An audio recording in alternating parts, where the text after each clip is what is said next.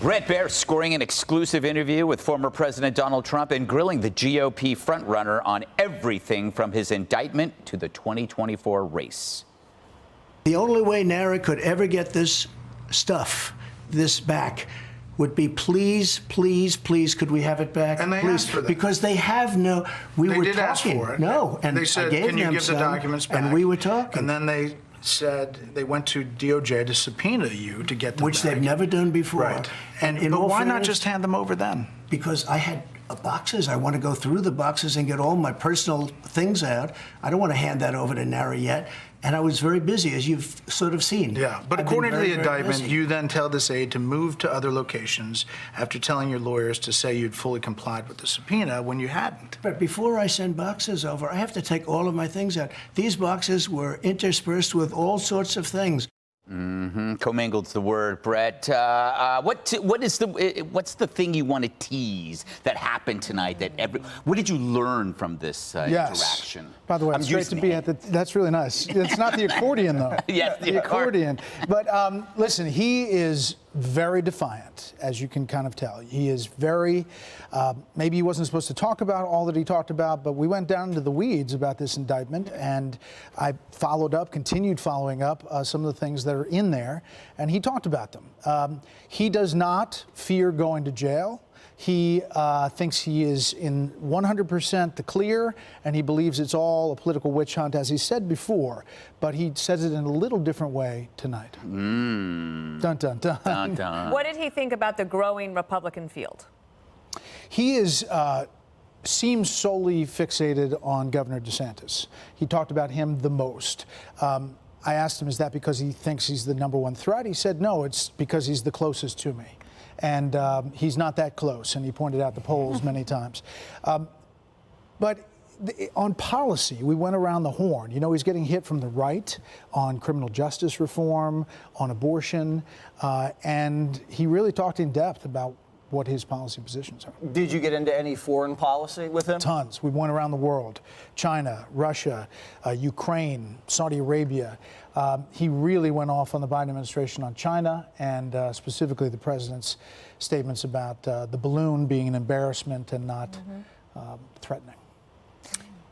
Go ahead. Oh, if you covered it, what do you think he would say, or what did he say was something that he would change about his approach from 2020?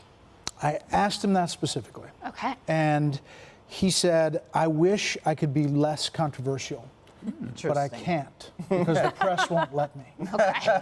And the only way he can get his message out is by being more controversial. That's what he said. And what is he relying on that he thinks will ultimately put him on top?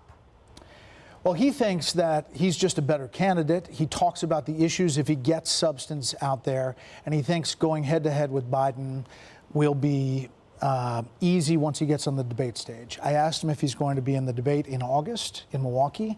He hasn't fully made up his mind, but he's wondering whether he should be in there because he's up 50 points, he says. And you're moderating that debate. I don't know, am I?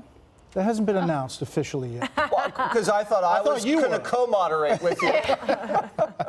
I assume I'll be somewhere around Milwaukee at that time. Okay, good. We have another clip. Oh, we do? Would you like to play another yeah, clip? let's do another one. The clips are fun. Come on. Yeah, let's do it. Go for it, guys. Should Taiwan be independent? So if I tell you an answer, it's going to hurt me in negotiations on the assumption that I win.